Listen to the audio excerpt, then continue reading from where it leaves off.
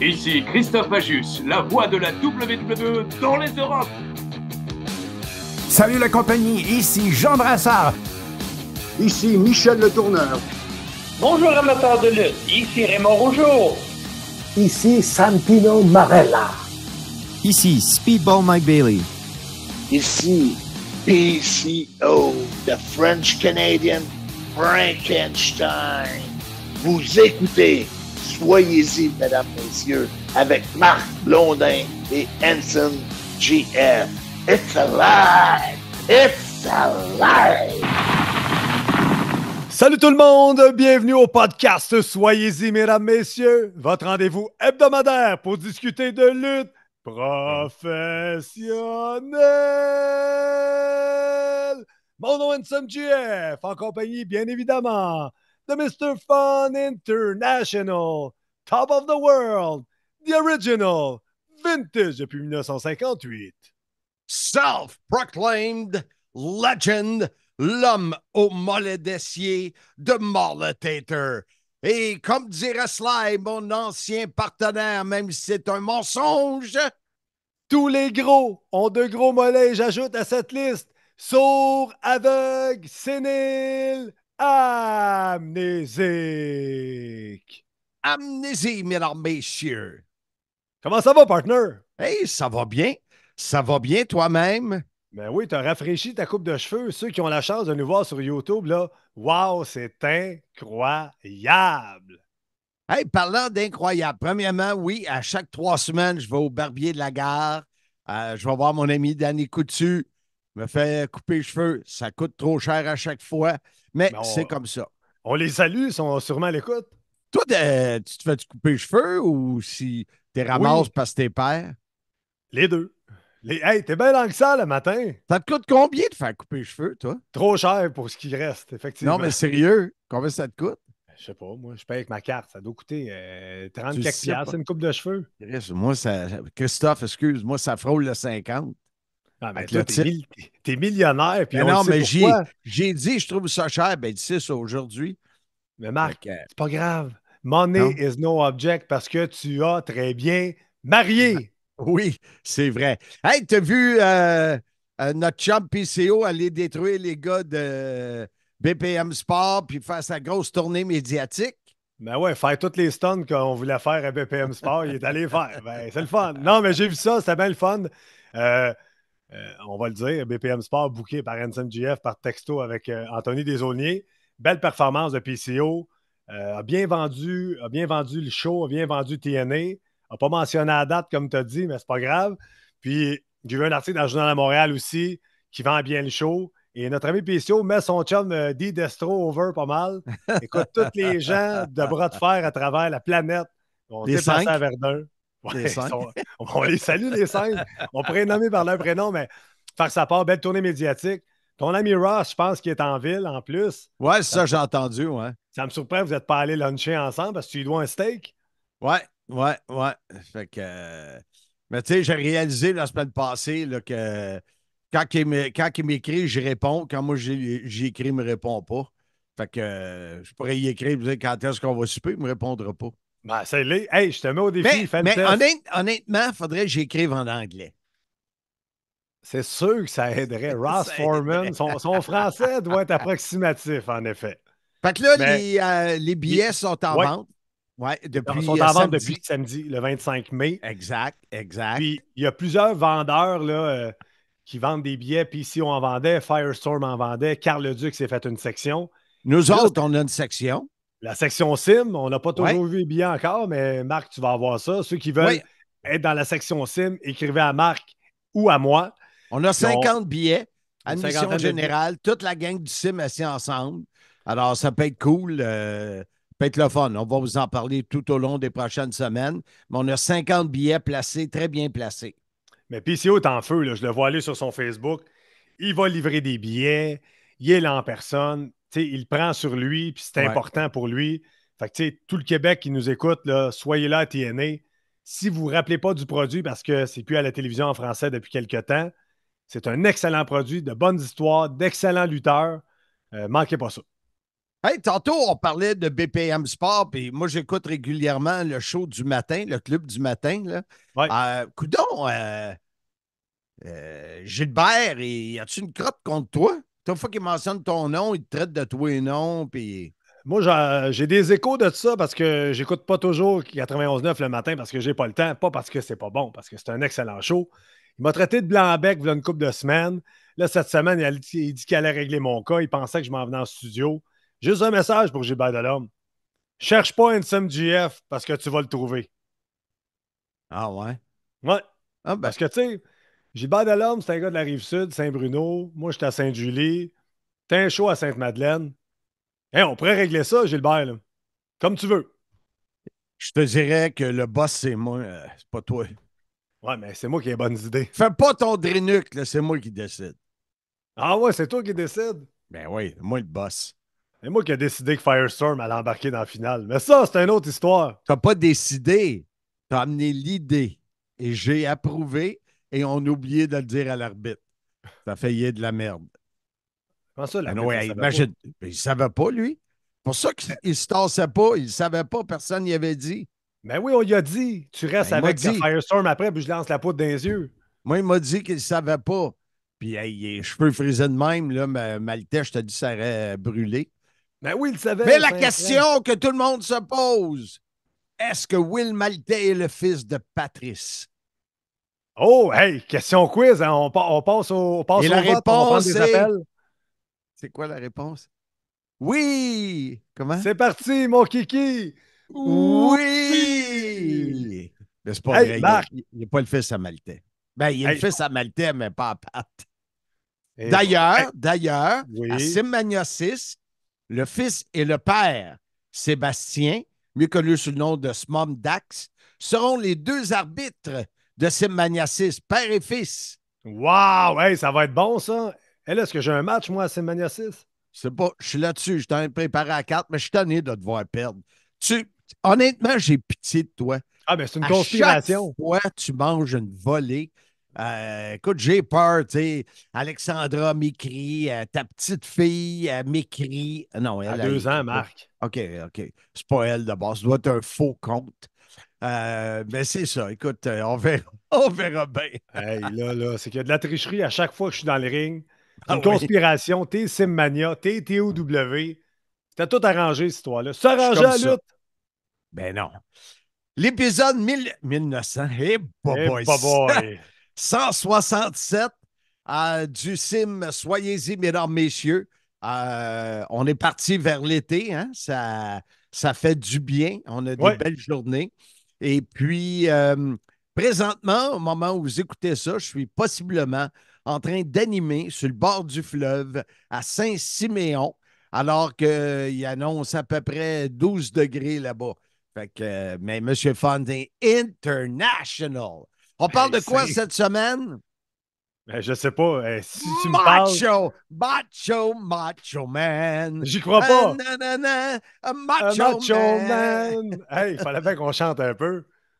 Ouais, fait qu'on l'a repoussé pendant, écoute, pas parce qu'on voulait pas parce qu'on Ça manquait fait de respect. 18 semaines consécutives Ouais, qu'on repousse peut-être pas. l'épisode du Macho Peut-être Man. pas 18, mais il arrive toujours quelque chose, puis il y a beaucoup de luttes indie à parler. Mais là, cette semaine, c'est vrai. Macho Man, je vais vous parler. Il y en a qui l'ont peut-être déjà entendu. J'ai quelques anecdotes. Et tu radotes. Hanson va nous dire pour lui, c'est qui Macho Man? Ouais. Ça représente quoi? Mais avant, ça prenait quelqu'un pour mettre la table. The table is put-in! Hey, si je dis toutes tes phrases, qu'est-ce que tu vas dire? Ben oui. Et qui d'autre de mieux que le professeur Bertrand Hébert pour nous mettre la table sur la carrière et qui était l'homme derrière le personnage de Macho Man. Alors, sans plus tarder, on écoute la chronique historique du professeur Bertrand Hébert. On est content de retrouver le professeur Bertrand Hébert, celui qui devrait être élu maire de Beauharnois-sous-Peu. Comment ça va? Ça va bien. bon matin ou bonne journée à tous, dépendamment à quel moment de la journée vous écoutez votre balado. Ce qui est drôle avec un balado, c'est qu'avant qu'on enregistre, ça va pas bien. Mais quand tu poses la question pendant le balado, ça va bien. C'est l'illusion. Ou c'est la bulle Bertrand, de réalité de Jean-François Kelly. ah, Seigneur, parle-moi-en pas. On parle aujourd'hui d'un personnage, puis lorsque je t'envoyais l'invitation il y a quelques minutes, je me disais, c'est possiblement celui qui m'a donné le plus de thrill à présenter en tant qu'annonceur de ring. Oui, Hulk Hogan, c'était, tu sais, quand j'étais au forum, là, en plein milieu du ring, mais accompagné de la belle Elisabeth. Je pense que j'annonçais qu'il venait de Sarasota, Floride. Ça se peut-tu? Ouais, J'ai-tu ouais. rêvé ça? Ouais, non, Euh, je pense que je pense que sa, c'était la ville sa officielle. musique, c'était pour un annonceur de ring, là. Wow! Et quel personnage, Randy Savage. Ah oui, Macho Man, c'est certainement une des présentations plus complexes puis avec le plus de panache. Là. Moi, j'ai l'impression dans ma tête qu'il n'y avait jamais la même robe de chambre, Exact. peu importe le combat que tu voyais. Toi, tu appelles ça Donc, une robe de chambre. le peignoir de ring, Et mais à l'époque, voilà, je suis et sûr voilà. qu'Edouard et Guy appelaient ça une robe de chambre. Une robe de chambre. Ça fait blooper, je trouve. Mais c'est parce qu'en Message à anglais, ils disent David une Dejoie. robe, hein? Ils disent a ring Ouais, robe, tu sais, fait que ouais, ouais. c'est ça. Mais bon, c'est correct. Je Ouais. te, je Mais te une crois robe de sur chambre en parole. anglais, une robe de chambre en anglais, c'est quoi? Bathrobe. Bathrobe, ouais. Imagine-toi l'annonceur qui, here he comes in In his his bathrobe. glamorous bathrobe. Oui, mais le français et l'anglais n'est pas toujours littéral. Exact. Alors, oui, moi aussi, j'ai le même feeling que tabarouette qui devait en avoir des. Il doit y avoir des collectionneurs qui ont plein de robes, ring robes. Effectivement, à ma connaissance, il avait gardé beaucoup de ces éléments-là et tout ça a trickle down ou est distribué tranquillement aux collectionneurs un peu partout parce que je sais que sa deuxième femme a vendu beaucoup d'éléments par la suite. Là, il y en a qui pop-up un petit peu partout, là, en lien un peu partout. On en a vu d'ailleurs sur l'émission là, Hidden Treasure sur A&E de WWE. la WWE. Randy Savage, de son véritable nom, Randy Poffo, est le fils de Angelo Poffo, qui est un lutteur, là, qui est originaire de Chicago, qui est né en 1928, qui est décédé en 2010 et qui a jamais été une méga star, on s'entend, qui a toujours été ce qu'on appelle dans le milieu un journeyman, là, un gars qui roulait sa bosse un peu partout, mais qui a toujours cru en lui comme étant un élément important ou c'est important dans la lutte de toujours croire qu'on est meilleur qu'on est. Ça fait partie un petit peu de la gimmick pour avancer puis aller loin. Donc, lui, il a lancé des promotions de lutte. Il a acheté des parts dans les maritimes d'Émile Dupré pour justement, quand ses fils sont devenus lutteurs, parce que bien sûr, qui dit Randy Poffo implique que Lanny Poffo, le génie, était son frère et faisait partie de la famille également. Et donc, le paternel Angelo a toujours tenté de donner des opportunités à ses garçons. Et bon, les Maritimes, ce fut un endroit. Il y a aussi une promotion là, qui s'appelait la ICW au Kentucky, qui était en guerre perpétuelle avec Memphis et Jerry Lawler, à un point tel que c'était presque drôle parce que les Poffo faisaient plus d'angles ou d'entrevues à la télé pour parler de l'opposition puis parler qu'il était meilleur que Bill Dundee puis Jerry Lawler Au et lieu faire de. des confrontations. Il y a une confrontation célèbre qui est présentée dans Dark Side of the Ring là, où Bill Dundee et Randy Savage se battent dans un restaurant, puis bon, il y a un pistolet qui est sorti, puis bon, c'était une vraie rivalité entre promotions, là.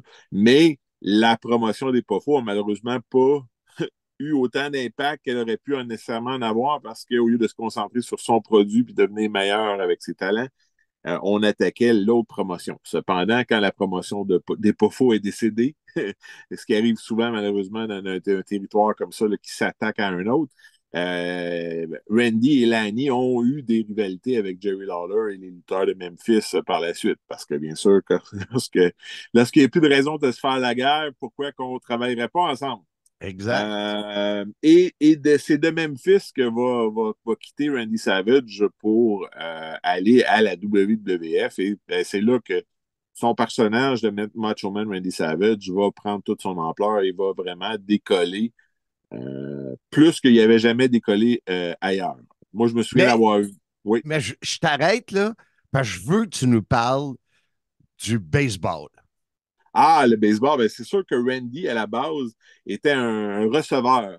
OK? Donc, et de 71 à 74, il a été dans le système de développement des Cardinals de Saint-Louis. Il était pour les Cards de la Gulf Coast. Il luttait, il travaillait, il jouait au baseball. Ouais. On en parle dans le documentaire de A&E un peu plus que partout ailleurs auparavant. Il semble qu'il y avait un certain talent pour le baseball. Malheureusement, peut-être pas le talent pour se rendre dans les ligues majeures. Et c'est sûr que pour un gars comme Angelo Poffo, c'est sûr qu'il ne devait pas se dire mon fils va faire des millions avec la lutte. Parce que lui, il n'en a jamais fait des millions avec la lutte. Exact. Et je pense pas qu'on pouvait imaginer jusqu'à quel point la lutte allait devenir populaire et jusqu'à quel point c'était pour être rentable pour un talent supérieur d'être lutteur. Durant cette période-là, Randy va lutter sous le nom de The Spider avec un masque, une espèce de Spider-Man des pauvres, parce qu'il ne pouvait pas être lutteur professionnel durant la saison morte et retourner jouer au baseball ensuite. Ce qui est drôle de ça, c'est qu'il a joué dans le film Spider-Man. Exactement. Et le full circle, c'est que c'est lui qui va jouer le rôle de Bonesa dans le premier film de Spider-Man. Donc, c'est toujours intéressant là-dessus de se demander ce qui aurait pu arriver si Randy avait été du côté du baseball. Mais bon, ça ne devait pas être, et bien sûr, c'est donc rabattu vers la business familiale.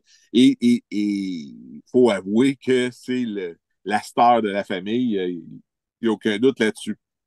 D'ailleurs, ce que Eric Bischoff appelle souvent la taxe, c'est-à-dire Brutus Beefcake était une taxe qui venait avec Hulk Hogan. Lanny Poffo était une taxe qui venait avec Randy Savage. Écoute, il a été sous contrat des années, Lanny Poffo avec la WCW, et il ne faisait seulement pas se déplacer pour venir aux événements. Il n'a jamais lutté un seul combat. Débile mental.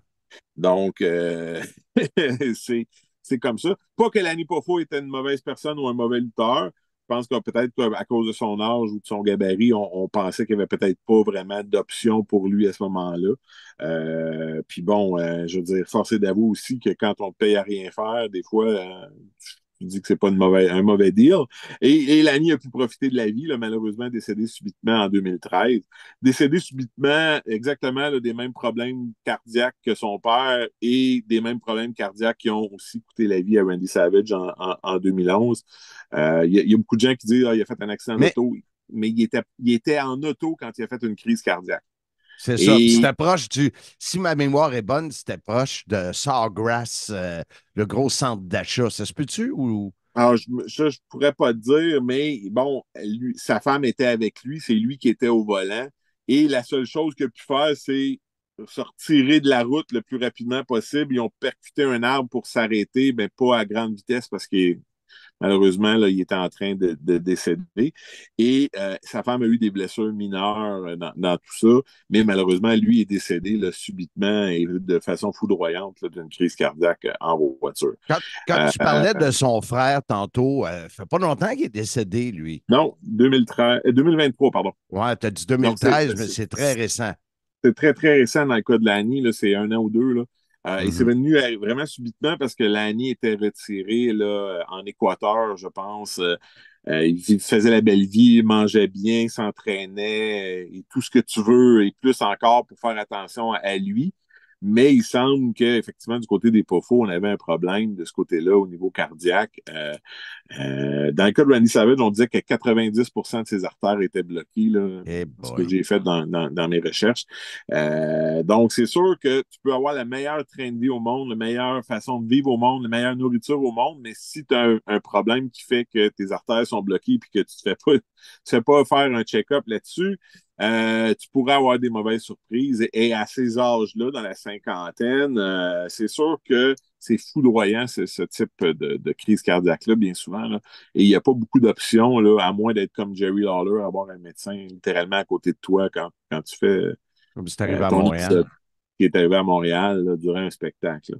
Donc, c'est ça. Parle-nous de sa rencontre avec Elisabeth.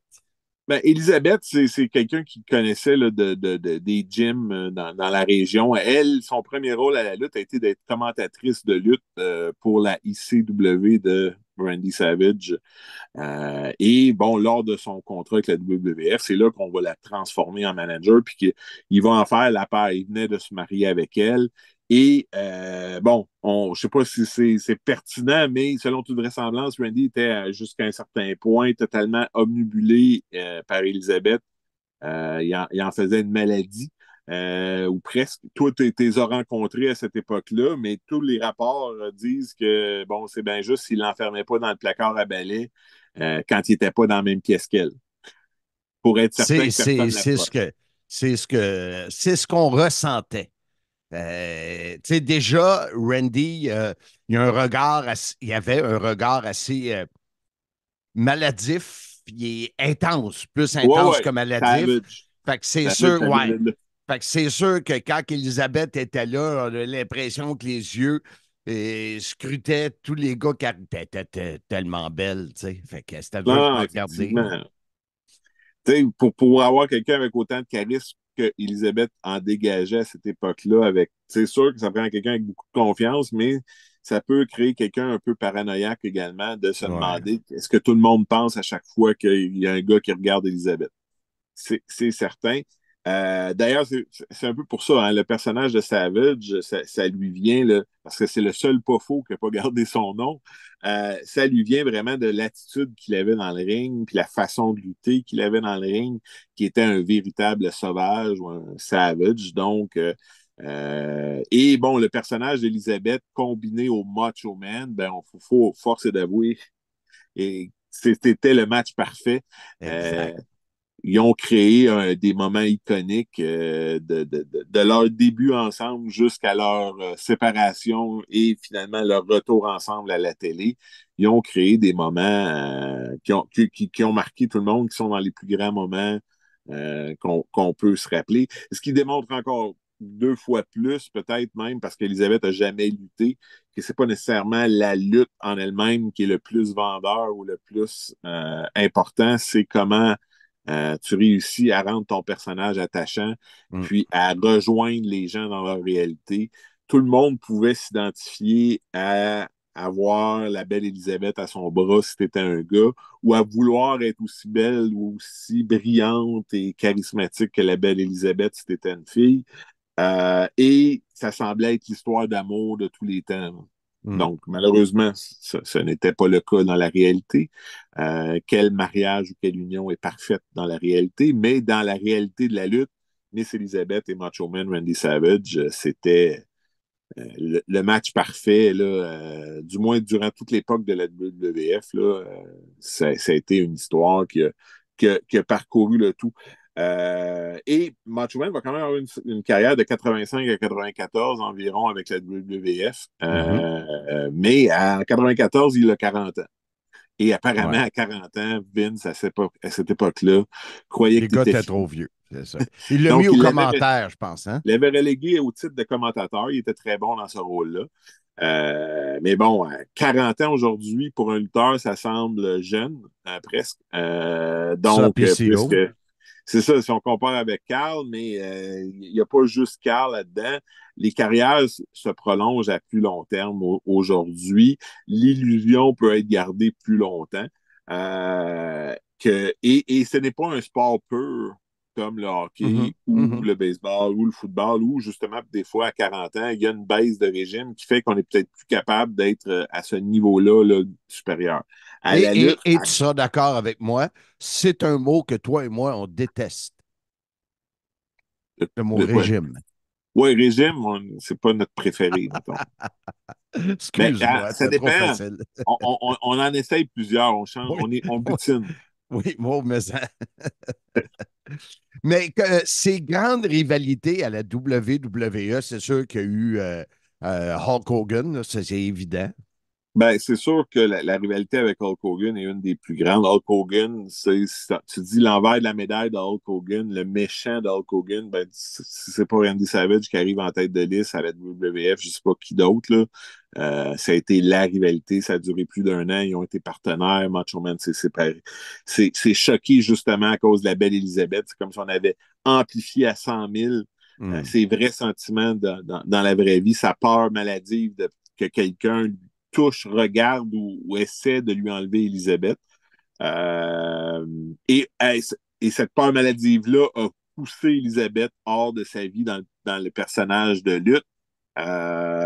Donc, tout ça était comme parfait. C'est sûr que la rivalité avec Ricky Steamboat et pour le championnat intercontinental est probablement à cause du match de WrestleMania 3 que tu ne te rappelles pas avoir vu.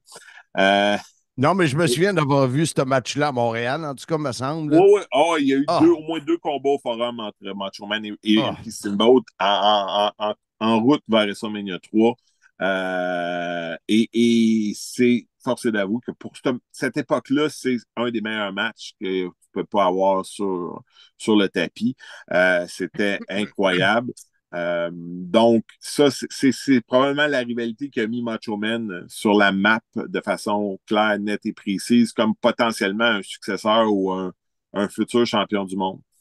À partir de là, il y a la rivalité avec Jake Roberts, avec le fameux serpent qui va venir mordre Macho Man au bras.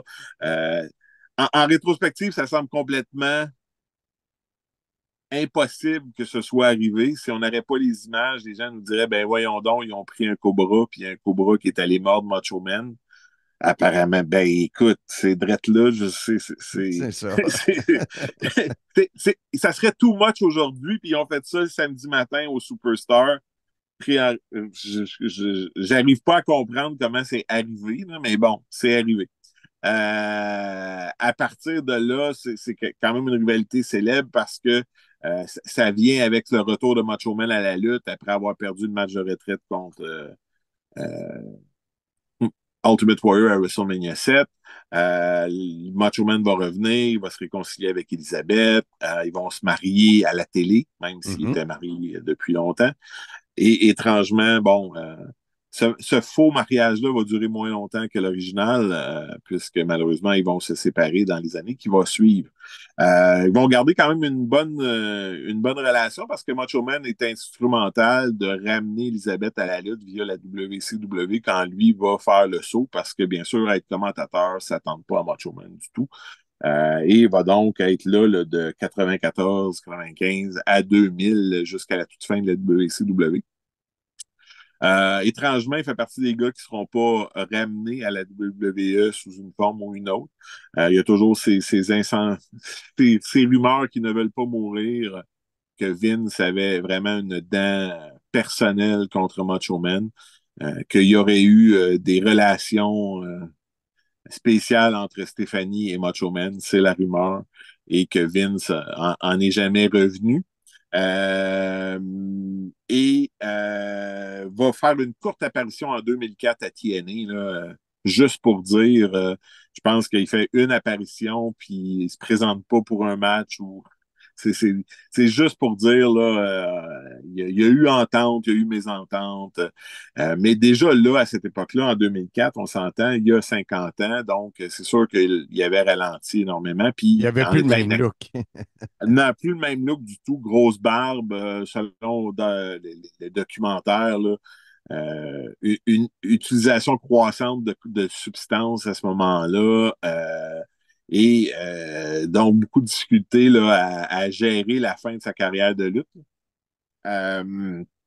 Par contre, selon toute vraisemblance, les dernières années de sa vie furent excessivement paisibles. Il avait abandonné ce look surhumain-là. Là. Il avait beaucoup perdu de masse. Il avait arrêté de se teindre. Il était tout blanc. Là. Oui. La barbe blanche, la tête blanche. Et il avait retrouvé, étrangement, son premier amour de jeunesse, un peu comme toi. Il avait marié un ancien amour qui s'était perdu de vue après le baseball. Donc, dame qui semble avoir été là, vraiment un beau prix à la fin de la route pour Macho Man, c'est-à-dire, là, selon toute vraisemblance, il a vécu parmi les plus belles années de sa vie, là, une fois qu'il a mis la lutte derrière lui, puis qu'il s'est mis à profiter de la vie. Parce que c'est toujours ça, hein? Tu peux aller à 100 000 à l'heure, puis faire beaucoup d'argent, puis être une grosse vedette, mais si tu n'arrêtes jamais pour profiter de la vie, ben regarde, s'il n'aurait pas arrêté, puis dit, faut que je continue, faut que je continue, faut que je continue, ben en 2011, la crise cardiaque, elle serait arrivée probablement quand même. Et il n'y aurait pas eu ces 5-6 dernières années-là à profiter de la vie, profiter de son argent, profiter de ce temps-là avec cette femme-là là, qui a eu beaucoup d'importance pour lui. Là. Écoute, j'ai deux points que je veux t'amener. Je pense l'avoir vécu, l'amnésique en moi, mais le géant André semblait, selon ce que j'ai entendu, ce que j'ai vu, ce que j'ai regardé, aimait pas Randy à cause de son huile de bébé. Il détestait ça. Est-ce que ça... j'ai pas rêvé ça. Effectivement, ça serait véritable. Et la raison derrière ça est fort simple. Macho Man aimait le donc bien pareil. Donc, Macho Man était bronzé, là, moi, ce que j'appelle orange radioactif. Donc, tu sais, si tu regardes Macho Man, là, il est brun foncé, tirant sur l'orange. Ouais. Il n'a pas peur de ça, le bronzage. Et Macho Man était petit par rapport à beaucoup de ces gens-là. Gros par rapport et grand par rapport aux gens d'aujourd'hui, mais par rapport à Hulk Hogan, petit. Donc, vous remarquerez, OK, que quand il fait ses entrées dans le ring avec ses robes de chambre sont souvent très grandes parce que ça permet de donner une amplitude. Et il va aussi tout le temps se promener sur la pointe des pieds. Oui, c'est vrai. Pour se donner une prestance. Et par la même occasion, pour que son physique ressorte, Macho Man aimait mettre de l'huile de bébé, de baby oil. Et André, lui, détestait ça parce que si vous touchez à de l'huile de bébé, si vous en avez à la maison pour votre bébé, ou vous aimez utiliser l'huile de bébé pour une raison qui est la vôtre, vous savez que l'huile de bébé, c'est très... ça reste longtemps. Visqueux. Et ça reste longtemps. Et dans le cas d'André, dès que ça c'était sur son costume, ben, ça sent, ça pue, il faut le faire laver sur sa peau ou sur lui-même. Mais là, pour André, c'est compliqué parce que c'est pas toutes les chambres d'hôtel qui lui permettent de se laver correctement. Et c'est pas nécessairement facile pour lui de rester longtemps à l'aréna tout de suite après un gala pour aller dans la douche des joueurs. C'est pas toutes les arénas ou les endroits qui ont ce type d'équipement-là pour un homme de la taille d'André. Donc, dès qu'il est plein d'huile à bébé après un match avec Macho Man, c'est un problème. Avant de pouvoir nettoyer ça puis d'enlever ça. Surtout s'il y en a dans le dos, puis ces choses-là, ça prend de l'aide pour le faire. C'est excessivement désagréable. Et André lui demandait de ne pas le faire. Et Macho Man étant têtu et se sacrant pas mal du gars de ses pieds, se disait, moi je mets de l'huile à bébé. Fait que lui, il disait no baby oil. Fait qu'il y a des fois où on peut voir dans les matchs que le géant, mettons qu'il s'en donne à cœur joie dans l'étouffement. Et dans comment il monte debout à pieds joints sur Macho Man. C'est toujours à l'intérieur de la sécurité, mais ça devait être désagréable par moment des deux côtés. C'est sûr, c'est sûr. Écoute, il y avait aussi, excuse parce qu'il y a un appel qui rentre, là. Il y avait aussi Bertrand Macho Man, on m'a dit qu'avec Pat Patterson, puis s'il y a quelqu'un qui peut m'en parler, c'est toi, que Pat Patterson, à un moment donné, a organisé un Rumble, un batteur royal d'anciens, et n'avait pas choisi son père. Et que... vas-y. Et effectivement, on en discute dans Accepted, de la biographie de Pat Patterson, parce Que je qu'effectivement, vous suggère de c'est une lire. histoire célèbre autour de Macho Man. Donc, quand Pat organise cette bataille royale-là à Boston que Vince lui suggère avec tous les anciens, bon, Lou Thesz est dans cette bataille royale-là. Chief J. Strongbow qui travaille pour eux est dans ça. Donc, c'est plusieurs anciens. Mais bon, Pat n'est pas la personne la plus. C'est pas comme si Pat s'était fait une liste, s'était mis à raturer, puis il était à peu près avec ses numéros de téléphone. Et il n'a jamais pensé à Angelo Poffo, et il n'a jamais pensé qu'Angelo Poffo était même encore actif parce que quand même, il est né en 1928, Angelo, donc il aurait eu plus de 60 ans à l'époque, ou autour de 60 ans à l'époque de cette bataille royale. Donc, Randy, il faut l'avouer, Randy, Lanny étaient des gars de famille. Donc, ça a été toujours très, très important. Leur père, leur mère, qui est décédée quelques années avant Lanny, dans les dernières années de la vie de Lanny, ça a été très important de s'occuper de sa mère parce qu'il était le dernier, etc. Donc, c'était des gens de famille, des gens loyaux entre eux. D'ailleurs, c'est pour ça qu'Angelo avait lancé des compagnies pour aider ses fils parce qu'il y avait toujours l'impression qu'il n'y a aucun promoteur qui donnerait une vraie chance à ses fils. Et c'est ce qui va se produire à ce moment-là. Randy va en faire une maladie, si on veut, comme si c'était vraiment un affront officiel qui avait été fait.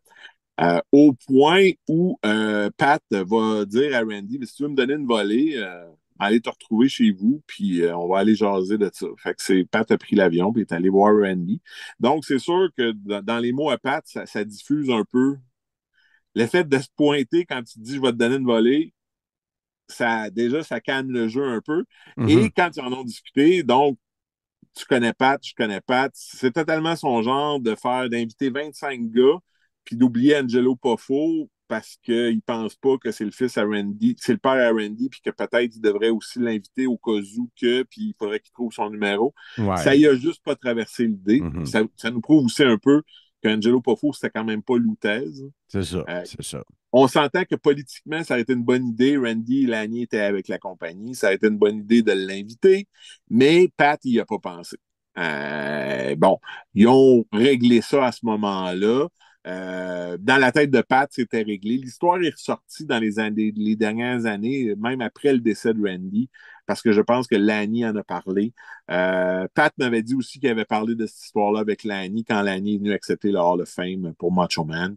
Donc, c'est une histoire du passé, mais effectivement, dans la paranoïa de Randy, parfois, un incident aussi bête que d'oublier son père là-dedans, au lieu de dire hey, tu devrais inviter mon père, ben oui, ça, je m'en allais te dire. C'est laisser passer l'événement, être en maudit, de pendant dire à tout des le monde, décennies, ben faire oui. des menaces de planter Patterson. Puis bon, finalement, quand tu t'assieds avec une bière devant Randy de squash de beef, là, mais c'est ça, tu sais. La preuve que dans la vie, des fois, il faut toujours une bonne chose. Et Randy n'était pas tout à fait au sommet de son influence, mais il a été quand même à un niveau où il aurait pu dire si vous faites une bataille royale d'anciens, mon père, il serait sûrement content de venir. Voici son numéro. Appelez-le. Ça coûte rien.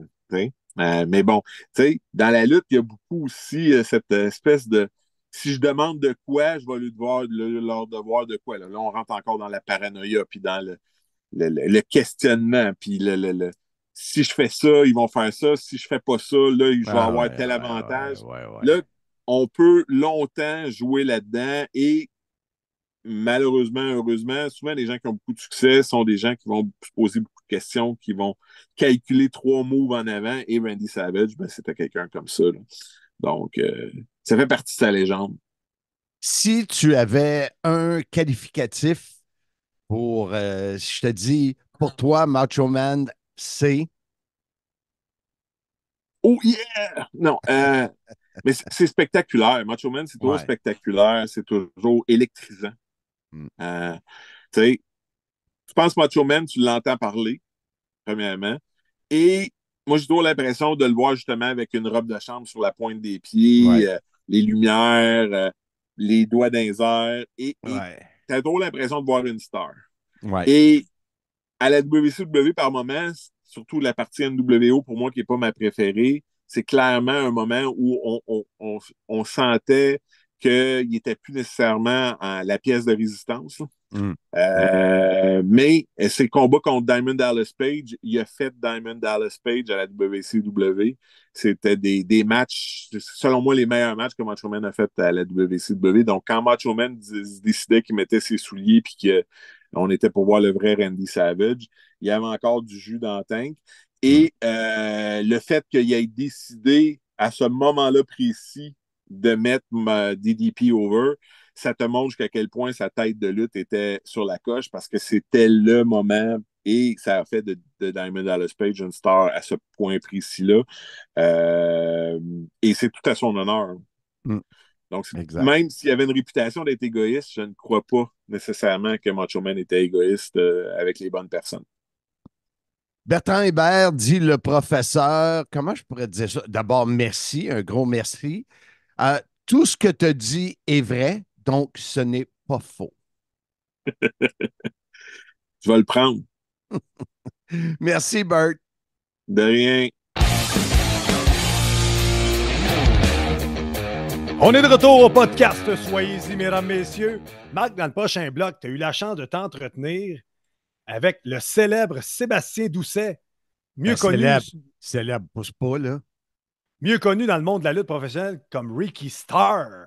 C'est drôle parce que quand j'ai fait l'entrevue avec lui, il me parlait de son frère qui était lutteur, que je n'avais jamais entendu parler. Et à Simmania 5, faisait partie de l'équipe de montage et tout. Oui, Marco, celui que tu as planté en disant qu'il n'y avait pas des bons mollets. Mais lui, il n'y a c'est pas un des lutteur. bons mollets. C'est pas, écoute, son nom de lutteur, c'est Georges Lefermier. Puis si tu es prêt. Avant, c'était pas ça. Avant, c'était pas ça. Moi, je suis déjà allé lutter pour lui à Victoriaville. Okay. Un match par équipe avec Mastrocola. La famille Starr, c'est connu, Marc. Oui. Sors de chez vous. OK. Mais Georges Lefermier, quand il m'a dit je lutte sur le nom de Georges Lefermier, j'ai dit écoute, juste par ta senteur, j'aurais pu deviner c'est quoi ton nom de lutteur. Hey, t'es bien langue-sale. Mais c'est pas lui qu'on parle. Ben, c'est ça, justement. On parle de son frère, qui lui est plus propre. Il lutte pas avec des cochons. Il s'appelle Sébastien et c'est un imitateur. Il fait ça et moi, je l'ai trouvé excellent. À vous. Et je suggère à tout le monde parce qu'il y a ben beau l'entendre sur les différentes plateformes, mais pour le voir ou pour le voir, comme diraient les autres, c'est sur YouTube. Vas-y. Alors, sans plus tarder, après une si belle introduction, on a parlé de son frère, mais on a l'autre frère, nous autres, sur le podcast, un très bon imitateur de Macho Man, Ricky Starr. Tu sais, quand tu fais une demande sur Facebook, tu dis hey, j'ai besoin de quelqu'un qui est capable d'imiter Macho Man. Hey, il y a quelqu'un qui m'a parlé de ça, puis ça, c'est Sébastien, ça. Lui, c'est Sébastien. Je suis là, ça, comme si c'était une chose. Également connu sous le nom de Ricky Starr. Donc, tu es un lutteur, Sébastien, c'est ça? Oui. Puis, Macho Man, avant qu'on rentre dans l'imitation, parle-nous-en comment tu es devenu premièrement avec la barbe et tout, les cheveux. C'est assez fucké, merci. Ça a été 2 ans avant la COVID, quand mon père a pris sa retraite, j'avais le goût d'un changement. Puis avec la gang de chums de la lutte, ben à chaque fois qu'on déconnait un peu, moi j'imitais Macho Man tout le temps. C'est parti de même. Les gars n'arrêtaient pas de me le dire, genre, ben, essaye-le, pourquoi tu le fais pas, juste pour le plaisir, essaye ça d'un gars-là. Puis au début, j'avais peur. Puis finalement, c'est Éric Ouimet, le propriétaire de la FNL. Ben oui! Ah, c'est ça? Il m'a convaincu, genre, laisse faire les haters, puis le monde qui vont te ridiculiser. Moi, je trouve que tu l'as bien, puis que ça peut donner quelque chose. Puis j'ai même demandé la permission à Lenny Poffo avant de pouvoir le faire complètement. Puis là, ça fait quoi, là, quasiment 6 ans, 7 ans là, que je fais ça. Ah, puis, ouais. Mais donc, ben hot. ça a donné une seconde vie à ma carrière après 15 ans.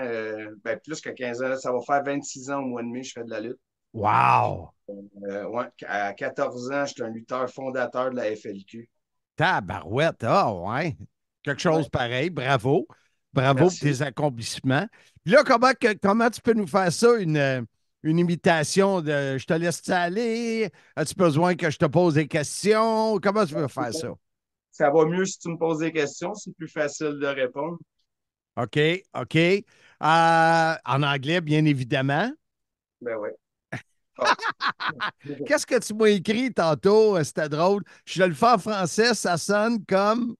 Duffman dans les Simpsons. Oh ouais! OK, on essaye ça. Macho Man, you were in love with Elizabeth. Can you talk a bit about Elizabeth to us on the Sim podcast? Oh yeah, I can talk to you all night about Elizabeth. But the fact is that she was the best manager that I ever had. And she's still with me. Yeah. And she's a wonderful lady. I can give you like a half high right there because you know what I mean. Yeah. Next question right now. Macho Man, you had a lot of big wrestlers that were your opponents. You had, of course, Hulk Hogan. You had the Giant. You had Ultimate Warrior. Which one was the toughest opponent you had in your career? Let me tell you right now, yeah, the biggest match of my career, I think, was against the Hulkster, yeah, because back in that time, I knew that the Hulkster got a lot of lost in his black heart for Elizabeth, yeah. But remember, it was hard. I get beat that night, but I keep my Elizabeth with me, and it is what it is. And like it says on my shirt, I am the cream of the crop, and the cream always rises to the top. Oh, yeah. That's true, Macho Man. That's true. One of the best promos ever done by a wrestler, the cream of the crop. Incredible. The last question I have for you, Macho. You had, of course, some epic matches against Ricky the Dragon Steamboat. That was in the 80s, the top matches for a lot of wrestling fans. Can you talk about those matches a bit? I think those matches were the best of my career because he's got a great athleticism and he's flying like a dragon, yeah. But I had him a couple of times and he had me at WrestleMania 3 because of that George the Animal Steel right there. If it wasn't about George, I was still the champ until this day, yeah. I remember that George the Animal Steel. I did an interview with him, and he had this doll of Elizabeth in his hands. He was in love with your loved one. Got the audacity to give her flowers in front of me. But I remember that day what I done. I get rid of the animal right there, and it was easy playing, yeah. Can we finish with a great oh yeah, Macho? I'm gonna go like, ooh yeah, dig it, freak out. Blondin, c'est à ton tour. C'est à ton tour. Laisse te laisser parler. Hey, on est quelle date, là? On est avant le 1er juin, donc on est à la fin mai. Ma fête, c'est le 8 juin. Hein? Fait que tu vas pouvoir chanter. On va te faire la bascule? Non, je ne serais pas capable. On va se poigner une coupe de gars, là. Ouais. Ils ont essayé à mes 65 ans. Ils étaient 17 puis ils ne m'ont pas levé. Ah, mais c'est que t'es costaud, Marc. T'es robuste. Je sais. Ah, hey, écoute, trêve de plaisanterie. Parle-moi donc, toi, de Macho Man. Là. Tu l'as connu dans les bonnes années, WWF. Premièrement, la première chose qui me saute en tête, c'est que Macho Man ait réussi à un niveau très haut, alors que la WWF avait des monstres. Parce que Macho Man, là, c'était pas le plus grand. Il mesurait quoi? 6 pieds? Mais Macho Man, là, travaillait, vous regarderez les vidéos, là, toujours sur le bout des pieds. Ouais. Ouais. Toujours sur le bout des pieds, puis se donner un peu plus de grandeur parce que, comme tu dis, il était en shape, mais il n'était pas le plus grand. Exact. Et c'était un athlète, un personnage qui était très soucieux de tout ce qui était autour du Macho Man. Moi, je me suis lié d'amitié avec lui en allant, je me souviens, dans le temps, j'avais une BMW. Les choses allaient bien. Et j'allais le chercher tout le temps avec Elisabeth à l'aéroport à Dorval. Okay. J'étais toujours sur son lift. On arrivait au forum, puis on s'entendait très bien. Et puis, as-tu déjà fait du bateau avec lui? Ou c'était avec non, Jake Roberts, ça? C'était Jake Roberts. Okay. Ouais, ouais. Puis, il y a eu un épisode, j'en ai déjà parlé, où je me suis pas pogné. Il s'est pogné avec moi. Tu sais, j'ai déjà parlé des fameuses cages dans lesquelles on faisait les entrevues. Ouais. Et à un moment donné. Donne un peu plus de détails là-dessus pour ceux qui n'auraient pas entendu. Là. Quand il te faisait flyer, tu arrivais sur où il y avait les enregistrements télé, vous aviez les anglophones et toi, vous aviez comme des cages d'entrevues et les lutteurs passaient un à un faire des entrevues avec soit Mean Gene ou avec toi, c'est ça? Mean Gene était dans sa cage, fait drôle à dire. Et moi, j'étais avec Miguel Alonso, qui faisait le côté espagnol de WWF. Et souvent, à la fin, parce qu'on commençait souvent vers 1h, 1h30 de l'après-midi pour finir vers 4h30, 5h. Mais il y a toujours des changements. Vous savez comment c'est dans le monde de la lutte. Et Pat Patterson me dit, va chercher Macho Man, il y a un changement pour Montréal, ça prend une entrevue. Dans sa tête, à Macho Man, lui, c'est terminé. Ouais, il s'en va. Il a fini, puis il se prépare pour la soirée. T'sais. Alors, je vais le voir. Et puis, je lui dis ça, fait que là, il bougonne. Puis il s'en vient. T'as-tu aimé ça? J'avais il s'en vient dans la ça, cage, ouais. et là, il arrive dans la cage, puis il n'est pas content. Et là, il m'engueule comme du poisson pourri. Assez que le caméraman, le soundman, les deux techniciens qui sont attitrés à la cage sortent. Ils sont tellement mal à l'aise qu'ils sortent. Et lui, là, il n'arrête pas de me. Puis à un moment donné, j'ai dit, Chris, je n'ai pas dit Chris, là, excusez, j'ai dit Macho Man, c'est pas moi, là, va voir Pat. Moi, je suis le messager, là. Tu ne veux pas le faire, fais-le pas. Fait que, en revenant de notre voyage qu'on a fait, toi, moi, toi, tu es intervenu avec Pat Laprade. C'est l'année passée, ça? Tu sais, vous êtes fait fouiller là, aux douanes. Ouais. Revenant de. Albanie, je pense. Ouais, un des voyages aux States, Albanie ou. Et moi, j'étais tout seul au retour et j'ai écouté un vieux podcast. Il y avait Lanny Poffo, puis. Et là, j'ai eu l'histoire comment Macho Man était choqué après Pat Patterson. Puis on en a parlé un peu avec Bert tantôt. Parce que Patterson n'avait pas appelé le père à Macho Man pour lutter dans une bataille royale d'anciens. Puis il l'a fait sur le cœur. Puis, je ne sais pas si. Moi, j'ai fait le lien que les deux étaient réunis dans cette période difficile. Puis Bert a expliqué que ça s'est tout réglé quand Pat est allé le voir, puis il a dit OK, si tu veux me sacrer une volée, je m'en viens, puis ça sera réglé. Mais toi, avec Macho Man, est-ce que ça s'est réglé par la suite? Est-ce que c'est revenu cordial? Ça a été. Non, ça a fini là. Ça a été correct, comme c'était correct avec plein d'autres lutteurs, mais. Elle a pu chercher à l'aéroport après. Là, non. Et. Moi, je suis parti peu de temps après, là, fait que, du côté de la WCW. Oui, l'as-tu revu à ce moment-là? Écoute, j'ai revu Elisabeth, une image que je ne suis pas capable d'enlever de ma tête, là, sortant de la douche au bar avec un coton ouaté trop grand que l'épaule était découverte, là, pas maquillée, tellement plus belle que maquillée. Ah mais, ouais? Macho Man, j'ai pas eu d'autres C'est dommage, là, parce que. Mais c'est un gars qui était très, très, très, très Intense. centré. Intense et très centré sur lui.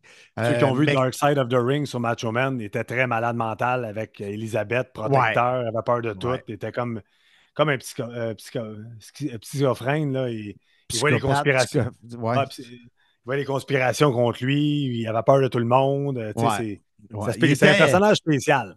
Mais tu regardes aujourd'hui, on a eu Ricky Starr qui l'a imité. Combien de personnes fait le oh yeah? Ouais. De Macho Man, comment il est. Encore, je vois souvent Jean-François Kelly. La légende vivante, on le salue, sûrement à l'écoute. Porter le fameux T-shirt mauve avec les lunettes et le Macho Man. J'ai une figurine là, qui porte ce T-shirt-là. Écoute, c'est un immortel. C'est une légende. Et encore là, comme je le disais tantôt au début, le fait qu'il était plus petit que les Hulk Hogan, que les Bundy, que les Big John Studd, etc., que le géant. Puis on a parlé, on a parlé avec Burt, le fameux épisode avec le géant qui détestait Macho Man parce qu'il se mettait de l'huile. Puis André disait pas d'huile, puis l'autre mettait pareil. Fait que c'était un personnage, un homme controversé, mais quel athlète et quel performer dans le ring. Oui, définitivement. Définitivement. Ouais. Écoute, as-tu eu la chance, toi, de ton côté, de. Moi, je l'ai connu sur le tard. Moi, j'ai commencé à écouter la lutte en 92-93. Terminait ses runs. Moi, le premier feud que je me rappelle de lui, c'est qu'il se battait contre Crush. Le lutteur Crush, Brian Adams de Chronic à WCW. Moi, je me rappelle de cette feud-là qui s'était terminée, je crois, à SummerSlam ou à WrestleMania. Ma mémoire fait défaut. Dans un last man standing, il fallait qu'il se relève au compte de 10. Il s'était battu partout dans l'aréna. Moi, c'est mes souvenirs de Macho Man. Ensuite, il est devenu commentateur parce que WWE a fait un virage avec il trouvait trop vieux. Oui, il trouvait trop vieux. Puis là, moi, je l'ai découvert vraiment WCW. Il était là quand la NWO s'est formée. Hogan s'est tourné contre lui. Ensuite, s'est joint à NWO. Elisabeth est venue le rejoindre. Puis moi, c'est vraiment là que je l'ai connu plus. Oui, je suis allé voir des tapes avant, à l'époque de Hogan, Macho Man, quand il est devenu le Macho King. J'ai connu ça après avec Sensational Sherry, qui était sa manager. Il était un heel détesté. Là, ensuite, il revient avec Elisabeth, mais puis l'histoire de jalousie entre Macho Man et Hogan avec Elisabeth, ça a été bien joué. C'est là que tu parlais du pop. Le fameux pop. Ouais, le fameux pop. Raconte-le, c'est bon. Conte-le, ce pop-là. Écoute, on était, si ma mémoire est bonne. À Hershey. C'était ça à Hershey où il y a les petits chocolats en forme de lampadaire. Exactement. Et je suis avec Frenchie. On est arrière-scène. Et lorsque Elisabeth, lorsque Macho Man reçoit le coup de guitare, où il est assommé par Honky Tonk et la Heart Foundation, puis qu'elle quitte le ring et s'en va chercher Hogan et elle arrive, Hogan... par le bras, là. Et là, écoute, le bruit qu'il y a eu quand Hogan est sorti pour venir sauver Macho Man, là, je t'en parle de la garde de Chair de Pulis. C'est fou. Ah, j'ai un frisson.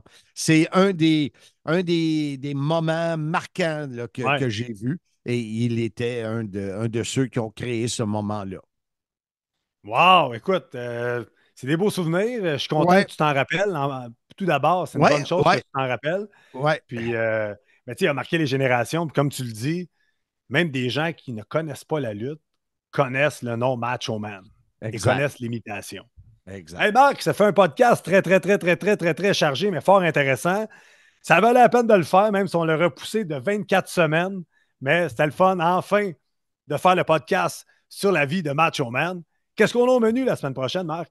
Numéro 168, les petites personnes dans le ring. Hey, j'avais oublié ça. On ne peut plus dire les nains, les petites personnes. Ben, tu viens de le dire, l'épais. Non, on ne peut plus le dire, les nains. On ne dit plus les nains. Tu viens de le dire. Est-ce que tu as des petites personnes en entrevue la semaine prochaine? Oui, c'est déjà réalisé avec Tiger Jackson. Claude. Claude, c'est fait. Il a très, très bonne entrevue. Très généreux. Pour ceux qui ne savent pas, Tiger Jackson a été à la WWE. Il était Dink, le clown, avec Dunk the Clown. Donc, il y a une bonne run. Une longue carrière. J'ai hâte d'entendre ça. Oui, et encore une fois, le professeur Bertrand Hébert qui va nous amener dans cet univers, parce que tout le monde se souvient de Little Beaver, me souvient de Sky Lolo, etc. Donc, ça va être intéressant la semaine prochaine, numéro 168 sur les petites personnes dans le ring. Et de quelle façon? On invite les gens à revenir nous rejoindre la semaine prochaine pour d'autres aventures. En disant, comme on le dit depuis 167 semaines, soyez-y, mesdames, messieurs.